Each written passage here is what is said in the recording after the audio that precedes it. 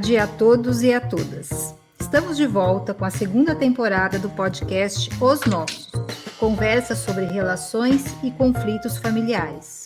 Eu sou a Dora Wade, fundadora do aplicativo Os Nossos, e estou aqui com as minhas sócias e amigas Renata Ferrara e Luciana Grimber.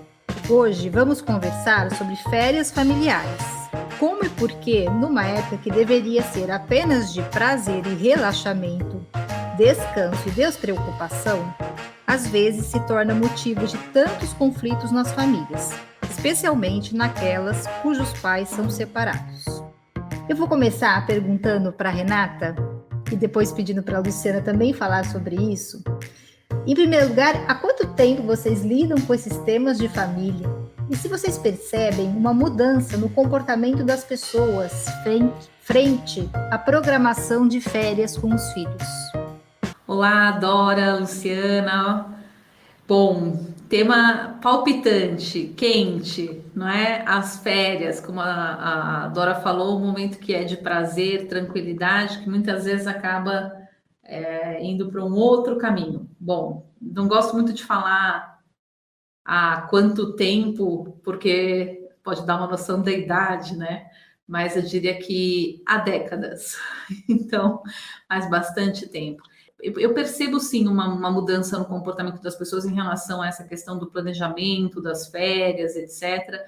Acho que tudo vem, com o passar do tempo, as coisas se tornaram mais dinâmicas. As férias também, antes você tinha calendários muito fechados, quadradinhos, né? Então as férias escolares eram sempre nos mesmos momentos, nas mesmas horas, tal, e as pessoas tinham, eu acho que um pouco mais de facilidade até para lidar com isso. Hoje, as escolas têm calendários muito diversos, as próprias programações de férias são também bastante diferentes, as expectativas das pessoas são diferentes, então as expectativas de realmente tirar proveito das férias, acho que com o passar do tempo, essa questão, né, expectativa de felicidade, de aproveitar e curtir o momento ao máximo, traz também um risco maior de frustração quando as coisas não saem muito do jeito que a gente quer. Então, eu acho que o dinamismo que o mundo acompanhou ao longo do tempo acabou trazendo também mais dificuldade para conseguir conciliar as expectativas de todo mundo para as férias, né?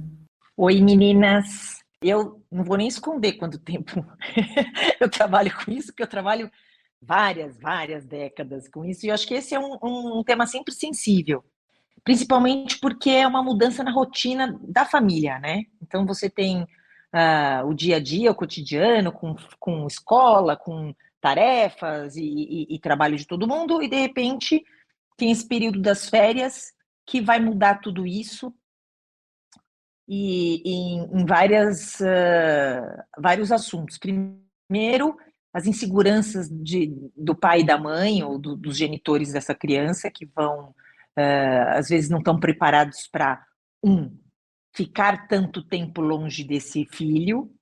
2, achar que o filho não está preparado para ficar tanto tempo. Ficam inseguros com relação ao local que essa criança vai, se for viajar fora da casa.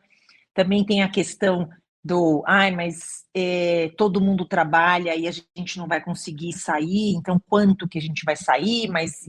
Mas mesmo eu não saindo, será que eu devo ficar com o meu filho os 15 dias ou uma semana? Então, eu acho que existe todo, como a Renata falou, primeiro, calendários diversos das próprias crianças e, hoje em dia, dos pais. Antes a gente tinha uma configuração, antes eu diria bastante tempo atrás, onde a mãe não trabalhava e ela tinha essa disponibilidade. Hoje em dia, mãe e pai trabalham, então a gente não consegue sair o mês inteiro de férias, né? Ou não é nem sair para viajar, mas ficar à disposição das crianças. E a gente tem hoje em dia, graças a Deus, até muitas escolas que fazem 1 ou 2 semanas de atividades para justamente manter as crianças entretidas para os pais trabalharem. Então, eu acho que é uma insegurança, mexe com bastante sentimentos dos genitores e requer uma organização dessa família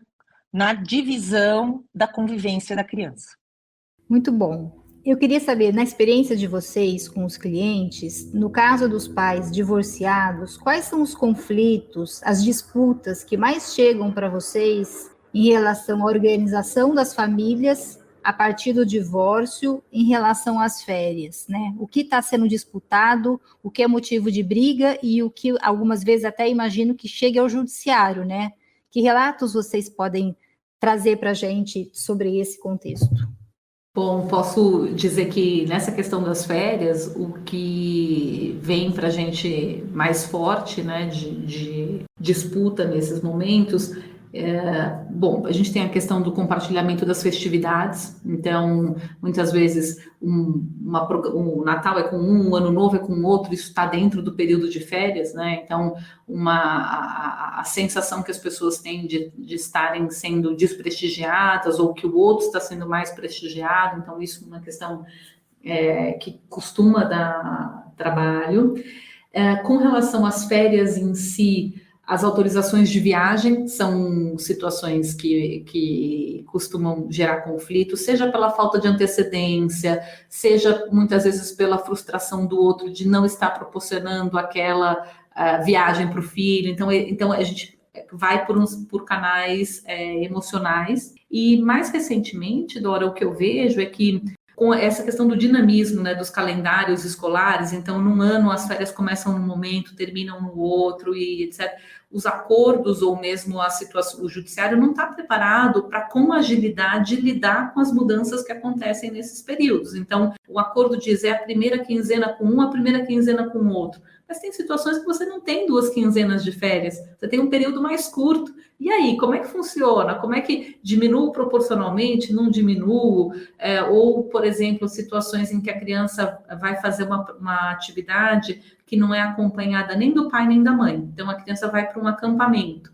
Como é que isso é compatibilizado com as férias? Porque isso pode ficar concentrado no período da mãe ou no período do pai. E este pai ou esta mãe pode ter, então, menos tempo de convivência com a criança nas férias. Como é que faz? Esse tempo que a criança não está nem com um, nem com o outro, é um tempo neutro? A gente divide o restante, não divide? Então, esses são alguns exemplos práticos que surgem aí de problema nas férias. O Rê, esse negócio de número de dias é uma coisa engraçada, né? Porque tem pais que ficam contando assim na vírgula os dias dessas férias ou do feriado, e aí a gente sempre vai se deparar em números ímpares de número de dias que essa criança vai dar de férias. Aí fica aquela disputa, quem que vai ficar com esse dia a mais, e se devolve meio-dia, e quando o conflito é grande, é muito frustrante mesmo. Eu já cheguei aqui a ter uma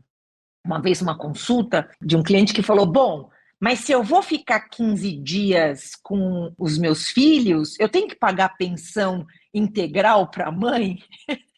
E eu falei, meu Deus do céu, isso a gente chega às vezes até nesses detalhes, né? Então esses conflitos são preocupantes mesmo e muitas vezes travam, né? E se a gente não tem essa clareza que você falou do acordo e do Poder Judiciário, a gente, infelizmente, não tem tempo hábil, inclusive, para proporcionar a essa criança, e a gente sempre falando na criança, né, a oportunidade de estar com um e com o outro. E Lu, tem aquela questão também que as pessoas têm uma dificuldade de pensar a longo prazo, não é? É como se aquelas fossem as últimas férias, o mundo vai acabar. Então é assim, eu não posso, por exemplo, pensar que, puxa, essas férias, ele vai ficar uns dias a mais com um, numa próxima ele fica uns dias a mais comigo. Quer dizer, vamos encaixar a necessidade e conveniência de todos? Não, a gente tem os grandes conflitos surgem naquela questão da disputa, né? Da disputa de espaço, da disputa de poder, da disputa de importância, e que no fundo a gente não está discutindo o tempo das férias, a gente está discutindo a valorização, a necessidade de se fazer reconhecido. Não. E quando cai aniversário de um dos filhos nas férias? Isso é um quiprocó, porque aí eu já vi de tudo. Pais acordando que tem que estar todo mundo na mesma cidade, pais acordando que tem que voltar das férias para todo mundo estar com esse filho. E acho que a coisa que a gente mais esquece, que você falou, assim, né, essa disputa, é que, gente, é uma data, obviamente, que comemorativa, né, de um aniversário, no meio de umas férias, mas as pessoas deixam de celebrar a alegria de um dia especial e ficam fixas na data em si, né? E aí tem uma complicação toda. Muito chato isso. A gente pode tentar combinar, então, que ninguém vai ter filho em julho, dezembro e janeiro. O que vocês acham? Pode ser que Pois é. funcione, porque aí Os advogados agradecem.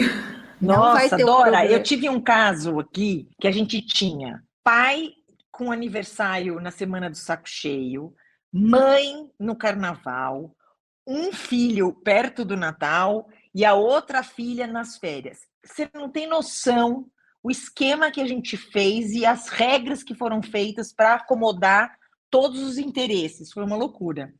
Mas é divertido, como a Renata falou. A gente agradeceria se as pessoas não nascessem nem nos feriados e nem nas férias. Mas acontece e aí, sim, entra, acho que é nosso papel de pessoas para ajudar os clientes a chegar num bom acordo entre eles. Eu fiquei pensando no que a Renata falou sobre a expectativa de felicidade, que as férias têm essa carga emocional de que as pessoas querem descansar, querem curtir e querem estar juntas até mais do que elas estão no dia a dia, né? E o aniversário, né, também tem essa carga emocional de uma expectativa de felicidade e de celebração com as pessoas, né? Então, eu acho que quando as pessoas estão em conflito ou não tem uma comunicação muito boa, frustrar essa expectativa dói mais e gera mais rancor e mais raiva. Então, é mais difícil solucionar esses conflitos nesses momentos delicados de férias e de aniversário. E eu vou puxar um gancho do que a Luciana falou sobre o fato de que hoje a maioria dos pais e das mães trabalharem, né? Então tem menos disponibilidade para estar com os filhos. Algumas pessoas conseguem tirar férias conciliando os seus deveres profissionais com as férias escolares e, dependendo da profissão ou do trabalho, do cargo daqueles pais, eles não conseguem conciliar, né? Então, eu queria saber um pouco de vocês, esse desafio de conciliar as férias escolares com a agenda profissional dos pais, eu imagino que isso seja um motivo de conflito e disputa, e, na verdade, no fundo, né, a percepção de vocês ouvindo os relatos é o que eles estão disputando é realmente o tempo com os filhos? Ou também tem uma dor de, às vezes, não poder se ausentar do trabalho para estar com esses filhos, e quando o pai e a mãe não podem se ausentar, entram terceiros, né, para cuidar dessas crianças nesse período. Queria que vocês comentassem um pouco sobre isso. E eu sempre me lembro eu tenho um caso, não um caso meu, mas de uma conhecida, que ela conta que a mãe mandava ela para o acampamento 30 dias todo ano, porque ela trabalhava e ela fez o mestrado, a mãe, e o doutorado mandando a filha para o acampamento. E a filha detestava ir para esse acampamento. Mas a mãe precisava fazer o mestrado, o doutorado e precisava trabalhar. E ela ficava os 30 dias lá, porque não tinha opção. Então, vocês escutam relatos parecidos sobre como conciliar a agenda dos pais com as férias escolares? Eu acho que isso é bem engraçado. Eu vou contar. Isso tudo vai dependendo da idade da criança, sabe? Porque às vezes também tem a criança que quer ir para o acampamento e o pai fica frustrado de falar, puxa, mas seria a minha quinzena ou o meu espaço de convivência, né, para estar com meu filho e eu não consigo.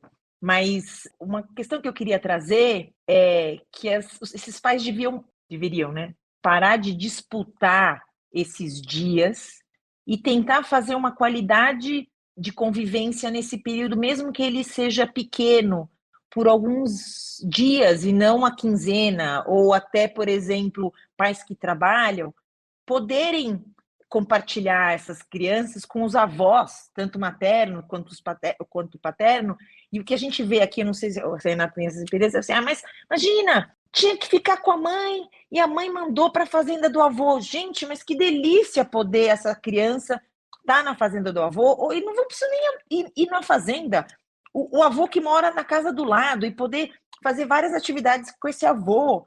Então, preencher essas férias, e volto a falar o que eu falei um pouquinho anteriormente, ter esse olhar para a criança. A gente também, adulto, quer descansar nas férias, mas às vezes a gente não pode, por N razões. E é um momento de descontração das crianças e, quem sabe, proporcionar o que é gostoso para eles. Isso é uma coisa que faz todo sentido, né, Lu? Eu estava pensando aqui no questionamento que a Dora fez e de pensar, tirar o foco nos adultos e colocar o foco nessa criança. E não, a gente tem uma tendência, né, de dizer, o meu tempo, a minha quinzena, meu período, quando na verdade as férias são 100% dos filhos. E nem sempre o pai e a mãe vão ter a mesma rede de apoio, com a mesma disponibilidade. E aí gera isso traz uma frustração também, né? Porque um tem mais apoio, o outro tem menos apoio. Então, quem tem menos apoio vai se sentindo sobrecarregado, mas também não quer abrir mão do seu tempo.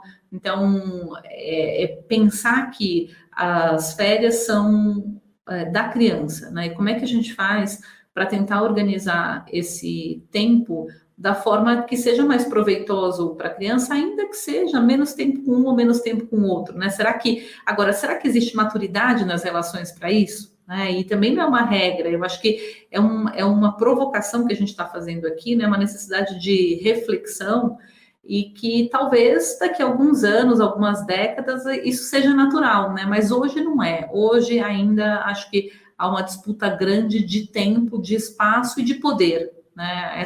Essa questão das férias acaba também ali implementando essa disputa de poder mesmo entre os pais. Pensando um pouco na nossa atuação profissional, né, como mediadora e como advogadas que vocês são, qual que é o nosso papel para tentar amenizar ou evitar, né, esses conflitos durante as férias? Quer dizer, os acordos de divórcio ou a sentença de divórcio, né, se o divórcio for judicializado, eles podem favorecer os conflitos ou cuidar para que eles não aconteçam, ou pelo menos que eles aconteçam em um número menor. Então, ter uma previsibilidade em relação a esse período. Como é que vocês imaginam que as pessoas podem favorecer, né, que o acordo possa favorecer ou a sentença esses períodos de férias para que isso não seja um motivo de disputa e de conflito? Bom, Dora, eu diria primeiro que são dois mundos completamente diferentes. Um mundo é o mundo do acordo e o outro mundo é o mundo da decisão judicial, da sentença judicial. Em ambos os mundos, eu acho que tem algo que pode ajudar muito, que é a clareza. Ao escrever, seja o acordo, seja a decisão, seja a sentença, que se diga exatamente de forma clara, objetiva, sem meias palavras, sem interpretações dúbias, porque clareza é fundamental para ajudar essas pessoas a interpretarem depois esse roteiro de férias, né?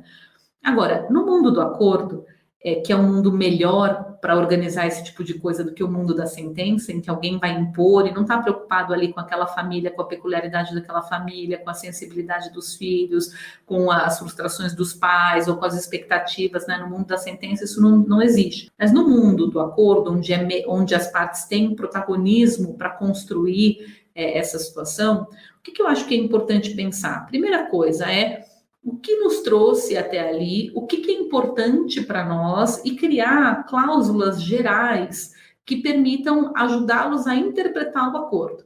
Por quê? Porque a vida não vai ser sempre daquele jeito como é no momento em que eles estão combinando as coisas. Os filhos podem mudar de escola, as férias podem ser diferentes, os pais podem mudar mesmo de trabalho. Então, assim, tentar deixar claro qual é o norte daquilo, por que eles desenharam aquele acordo, o que os movia. Por quê? Porque é isso, o que os move é o que vai ajudar a interpretar as mudanças que a vida propuser para eles, né?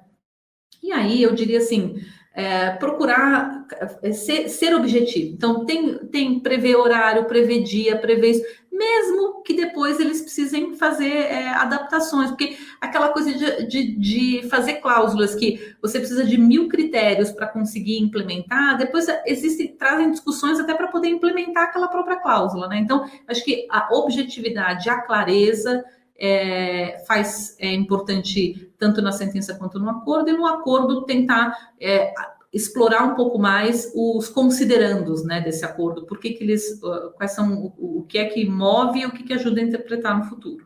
Exatamente isso, concordo com a Renata. Assim, quanto mais detalhado esse acordo e a sentença, e claro, vai ajudar na execução do que está combinado ou do que está imposto.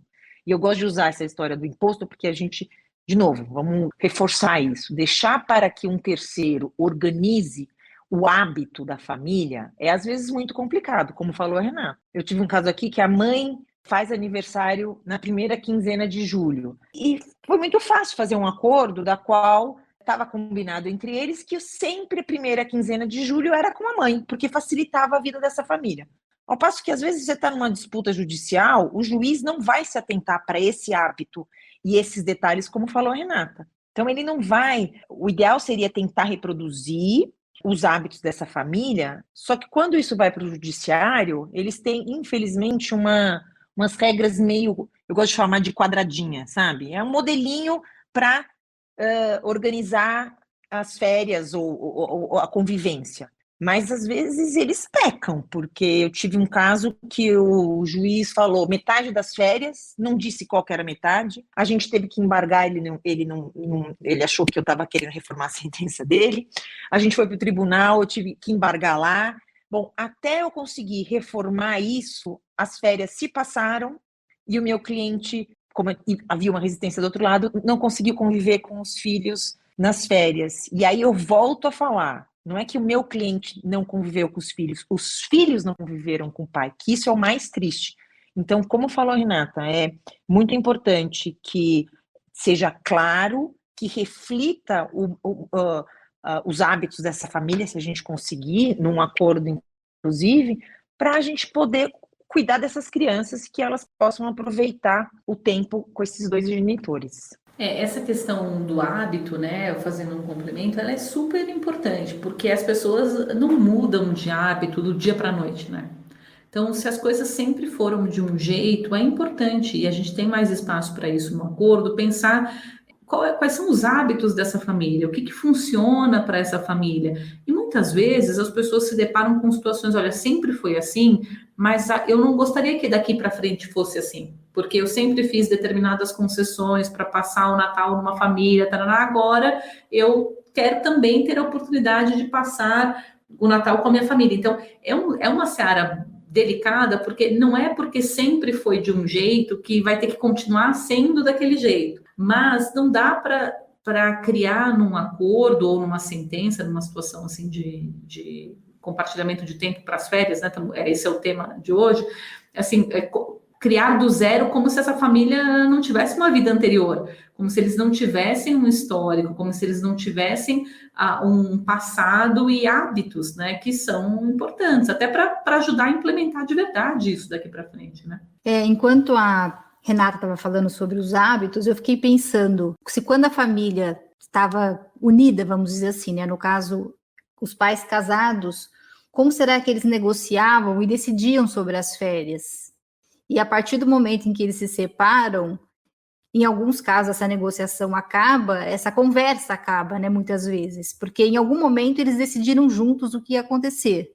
Mas acho que a dificuldade é decidir nesse novo contexto, às vezes até as pessoas já estão em novas uniões, novos casamentos, mas tem os filhos no meio dessa confusão e saindo de férias, né, precisando que os pais decidam o que eles vão fazer, com quem eles vão ficar, enfim. Quando isso não tá previsto no acordo. Eu fiquei pensando também, em alguns casos, em que as pessoas têm problemas mais graves, né, mais sérios, em função dessas crises que acontecem nas férias, né, por decisões ou até atitudes de um ou de outro em relação aos filhos.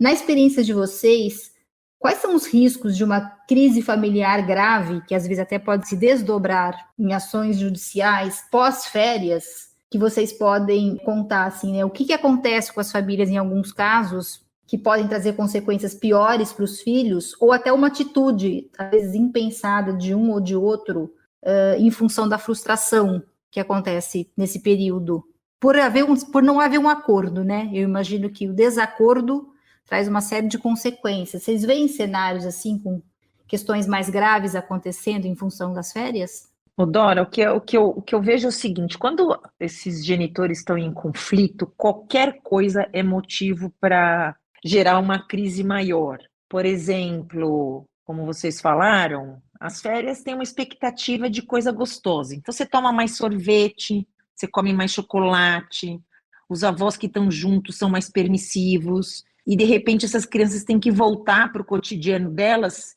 sem essas concessões que foram feitas. Então, se não tem uma conversa entre pai e mãe, ou pais e mães dessa criança, ela fica as férias com um foi muito legal e as férias com o outro não foi porque não foi permitido. E retomar a rotina e o cotidiano, aquele que não foi permissivo pode sofrer mais. Isso efetivamente pode gerar uma crise. Então, como tudo que a gente sempre fala aqui desde o dia zero, o importante é a comunicação. Quando a comunicação entre as pessoas está ruim, fica tudo mais difícil. Eu já tive situações, por exemplo, de uma competição grande entre os pais, e aí competição de também quem vai fazer o passeio mais legal, quem vai fazer as férias mais legais, quem vai, não sei o quê. E acabaram que organizaram férias para o mesmo destino. Só que um era primeiro e o outro era depois.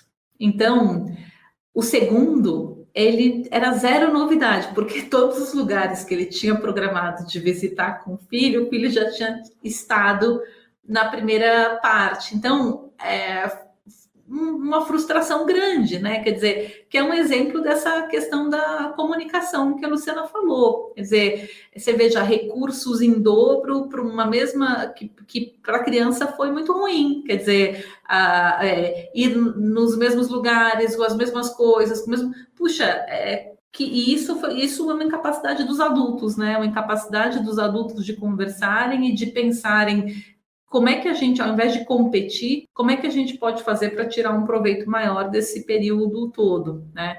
Agora, falando de forma mais geral, Dora, a gente tem nesse período de férias uma concentração de emoções, as memórias são afloradas, então é aquela coisa, às vezes as férias são muito diferentes do que costumavam ser, e aí isso traz essa memória do puxa, quando éramos casados era assim, ou no passado era assado, então isso traz uma pimenta para esse caldeirão que são as férias, né?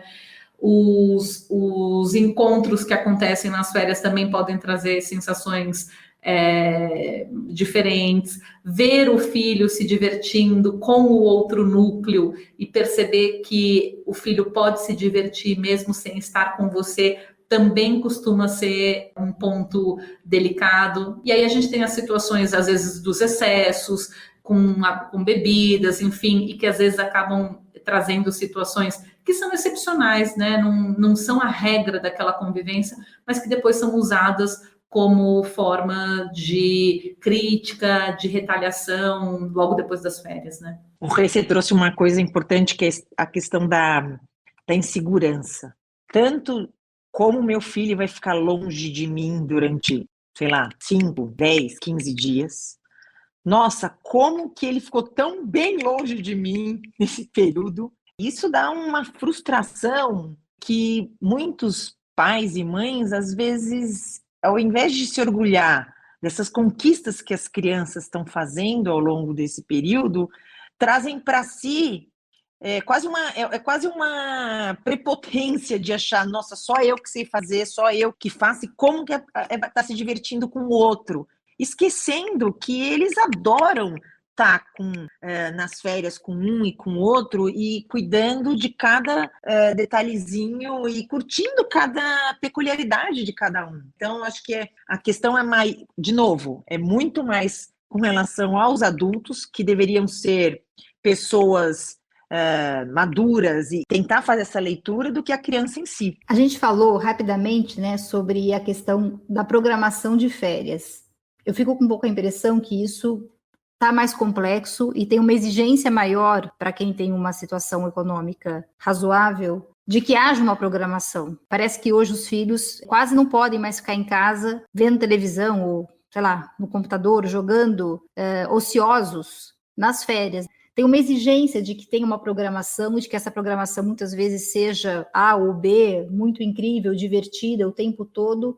Então, quando a gente escuta os relatos das famílias, às vezes eu fico na dúvida de quem é a expectativa e a exigência dessa programação, se é dos pais ou se é dos filhos, e o quanto que isso dificulta a construção de consenso entre os pais.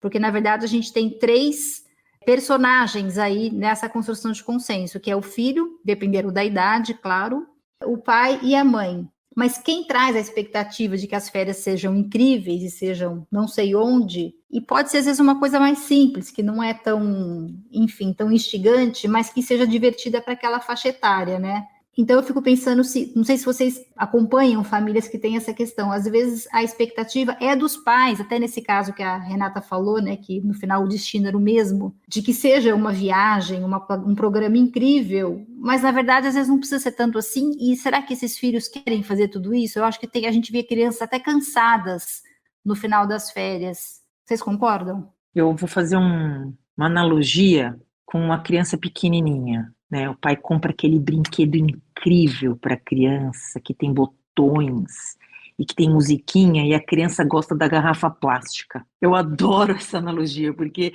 a gente monta uma expectativa nas crianças, e essas crianças, e eu estou dizendo criança ou adolescente, acho que vai ficando mais velho, vai ficando mais complicado mesmo, mas eles se divertem com tantas coisas bacanas. Então, de novo, o foco tem que ser no menor, no que vai ser gostoso, no que vai ser simples, e o que acaba acontecendo é isso, os pais montam essa expectativa. Imagina, o caso que a Renata falou, os pais marcaram o mesmo destino, nem conversaram, que frustração para todo mundo. E o pior, imagina só aquele que vai para um mesmo lugar, que tem várias coisas para fazer, não, tem que voltar para casa para poder de novo. Então, aí a conversa é bem truncada.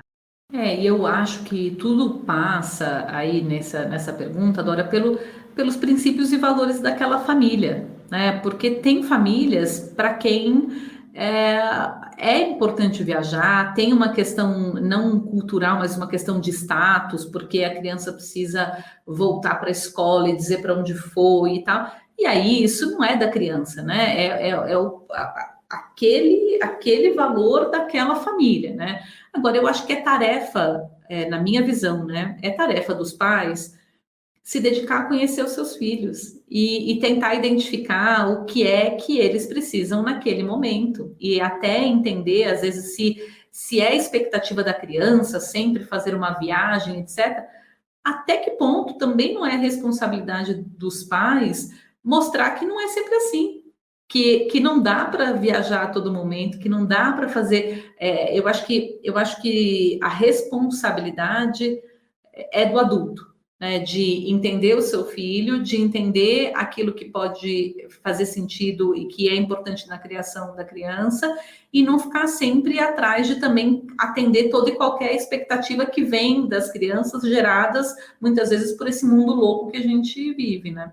Muito bom. Que dicas que vocês dariam para as famílias passarem por esse período agora de férias, né? Estamos em férias em julho, férias escolares, e daqui a pouco as famílias também vão começar a pensar e programar as férias de fim de ano, que chegam bem rapidamente, né? Parece que o segundo semestre voa, e quando a gente vê, a gente já está pensando no que fazer com os filhos no final de ano, principalmente porque são férias mais longas, né? Então, como que a gente pode dizer para essas famílias, como dica, para que elas tenham mais paz e menos caos nessas férias que estão acontecendo e nas próximas?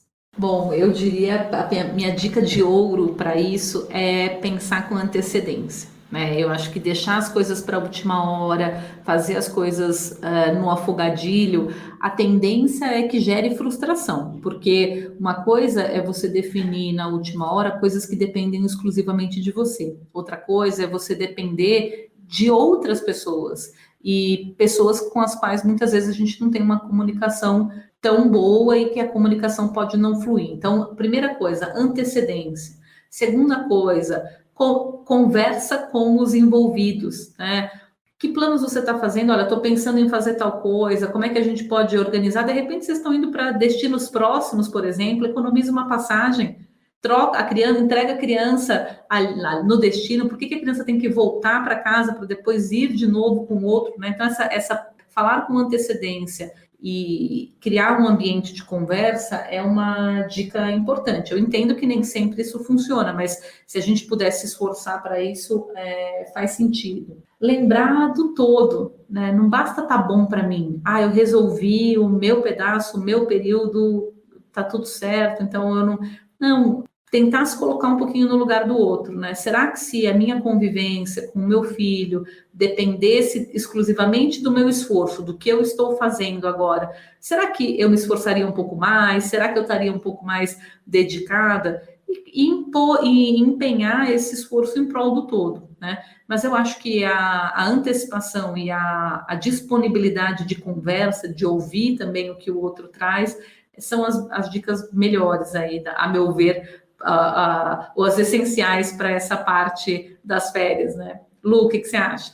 Concordo 100%. Acho que antecedência e organização são duas coisas que precisam ter. Isso vai gerar, inclusive, uma economia em dinheiro, porque quanto mais planejada com antecedência essa viagem ou esse passeio você vai poder se organizar, e uma economia emocional também, para você lidar com os imprevistos só de última hora e não os anteriores. Então, antecedência e organização é tudo, sempre. A última questão que eu quero trazer para vocês é sobre as famosas e famigeradas autorizações de viagem. Essa dúvida sempre surge. A gente sabe até que em alguns casos a disputa fica super acirrada porque o pai ou a mãe nega a autorizar o filho para viajar com a outra família ou viajar sozinho. Então, queria que vocês comentassem um pouco algum caso sobre isso ou, de maneira geral, como se organizar em relação a essas autorizações para que isso não exploda, vamos dizer assim, na hora de uma criança embarcar, que é muito desagradável, muito frustrante, e não estrague aí o período de férias das famílias.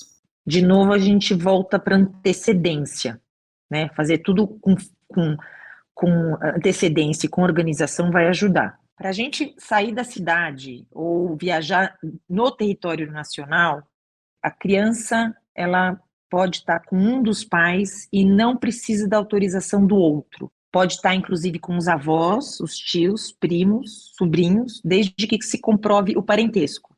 É importante não esquecer do documento da criança, de preferência com foto. Então, ou RG com foto, e se a criança às vezes não tiver o RG, que tenha a certidão de nascimento original para poder ir para onde for, porque o ônibus vai exigir, avião também vai exigir.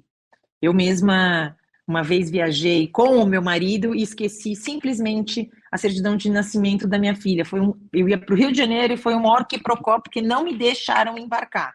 Então, sai correndo. Então, vamos com antecedência organizar nossas viagens e os documentos. Com relação ao passaporte, quando for viagens internacionais, a gente tem hoje em dia 3 modelos de passaporte. O passaporte tradicional, que não fala de nenhuma autorização, da qual a criança vai ter que estar acompanhado de pai e mãe. Quando ela tem este documento e só vai viajar com um dos pais, o outro que estiver ausente precisa dar uma autorização com firma reconhecida por semelhança para que a criança possa viajar com esse outro pai.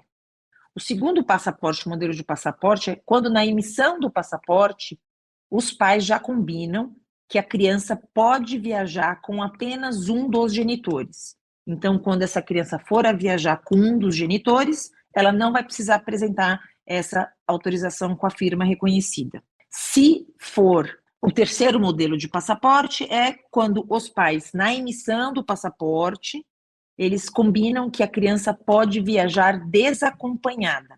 Então, crianças que têm esse passaporte, por favor, os pais tranquem esse passaporte na gaveta, porque se a criança tiver dinheiro e comprar uma passagem, ela vai viajar para onde ela quiser desacompanhada, mesmo se ela tiver 12 anos de idade. Isso não tem limite de idade. Com relação ao território nacional, as crianças desacompanhadas, menores de 16 anos vão precisar de uma autorização dos pais. Hoje, julho de 2022, porque essas regras vão mudando, é assim, já foi com menos idade no passado, hoje em dia eles exigem que seja com 16 anos. E uma dica que eu tenho para dar é, se você vai levar um amigo do seu filho, da sua filha, viajar com você e se hospedar em algum lugar, algum hotel, por exemplo, precisa ter as autorizações dos pais de que você está viajando com esta criança e se hospedando no hotel, porque isso é uma questão de preservação da criança. E sempre levando 2 autorizações, porque às vezes uma fica presa na Polícia Federal. Ah, mais uma coisa, Renata, fala daquele pai que não dá autorização e o que a gente precisa fazer, porque com antecedência a gente tem o que fazer. Bom, gente, na falta da autorização, não tem jeito, tem que recorrer ao judiciário, certo? Que nesses momentos aí pré-férias, o pior lugar em que a gente quer que alguém esteja, né? Quer dizer, correndo contra o tempo. Eu mesma, o ano passado, precisei me socorrer do plantão judiciário, né? Porque o fórum fecha, entra num período de recesso e precisei, fiquei ali na expectativa do plantão judiciário por conta de uma autorização para a criança poder viajar. E, enfim, não é agradável, é muita ansiedade, muita angústia, né, para quem está ali vendo as suas férias depender da decisão de uma pessoa e da burocracia que a gente tem, né, no Poder Judiciário. Enfim, e a questão da autorização a ideia, pelo menos o que eu vejo, né, do judiciário nessa situação em que você tem que buscar a autorização, o suprimento da autorização de um ou de outro. A preocupação que existe é verificar se aquilo se trata de uma viagem efetivamente de lazer, se não se trata de uma viagem com outras intenções, e é isso, e não havendo um real receio, né, dessa viagem, estamos falando aqui da viagem internacional, em geral, as autorizações são concedidas, né, Lu? Aí é uma questão muito mais de tempo hábil. Então, por isso que a antecedência, de novo, ela é um fator super relevante para que as férias não sejam frustradas aí por uma impossibilidade de conseguir a tempo a autorização judicial para viajar. Eu me lembrei, falando de autorização, há muitos anos, né, quando a gente era criança e adolescente, existia uma modalidade que era uma autorização fixa. Acho que isso não existe mais. E eu viajava, eu morava no interior, eu ia muito para casa de uma tia, e a minha mãe fazia essa autorização fixa, que valia, eu não me lembro se por 6 meses ou 1 ano, para ir para aquele destino. Eu chegava na rodoviária e apresentava a mesma toda vez. E aí um dia eu peguei essa autorização e fugi de casa. E fui viajar sozinha, porque eu já estava autorizada. Talvez em função disso, eles acabaram com a autorização fixa, e hoje, cada vez que você viaja, você precisa autorizar. Crianças que não têm muito juízo, eu era adolescente já, a viajar Sensacional, Dora, essa história. Hoje em dia, a verdade é o seguinte, essas autorizações internacionais, por exemplo, se não tiver com data específica, ela tem uma validade de 2 anos. Eu, particularmente, gosto, dependendo, obviamente, da situação, de dar autorizações específicas. Mas, se existe um bom entendimento entre os pais, eu acho que essa autorização por esse período é válida, de 2 anos, ou até esse passaporte que deixa, se for, né, deixa uma... Você só tem que... o passaporte que a criança pode viajar sozinha, você tem que guardar com você. Como eu disse, se a criança tiver dinheiro e comprar uma passagem, ela vai para onde ela quiser. Muito bom. Esse tema é muito instigante e atual, até porque estamos no período de férias escolares e daqui a 6 meses as crianças estarão de férias novamente. Então, a gente deixa aí todas essas dicas para que as famílias consigam se organizar. O nosso tempo está acabando. E antes de encerrar, eu quero falar do aplicativo Os Nossos, que ajuda as famílias a organizar e planejar o período de férias. Tem a ferramenta da agenda, das conversas, das despesas e decisões que possibilitam que todo mundo converse pelo aplicativo, pai e mãe, e resolva com antecedência quem vai pagar as férias, como vão ser, com quem vai ficar, qual é o impacto disso na agenda e no calendário de convivência. Então, baixa o aplicativo, começa a conversar e decidir por lá, para que as férias não virem o caos. E é interessante quando a gente viaja de férias com crianças, né? Às vezes a gente está num hotel, numa praia bacana, e a gente vê as famílias brincando, rindo, todo mundo fica alegre nas férias, né? E dá a impressão de que tá tudo certo e que as famílias são incríveis e todas muito felizes, né? Isso é um retrato só da realidade, a gente sabe bem, né? Todas as famílias têm conflitos, todas as famílias têm dificuldades, e aí eu lembro da frase do Tolstói, da Ana Karenina, que a primeira frase do livro é: todas as famílias felizes se parecem, mas as infelizes são infelizes cada uma a seu modo. Ou seja, todas têm seus problemas, seus conflitos, suas diferenças. O que a gente tenta fazer é amenizar isso, cuidar, para que especialmente esses períodos sejam bons e todo mundo possa curtir, mesmo que as famílias não sejam perfeitas. Então é isso, muito obrigada e até o próximo episódio.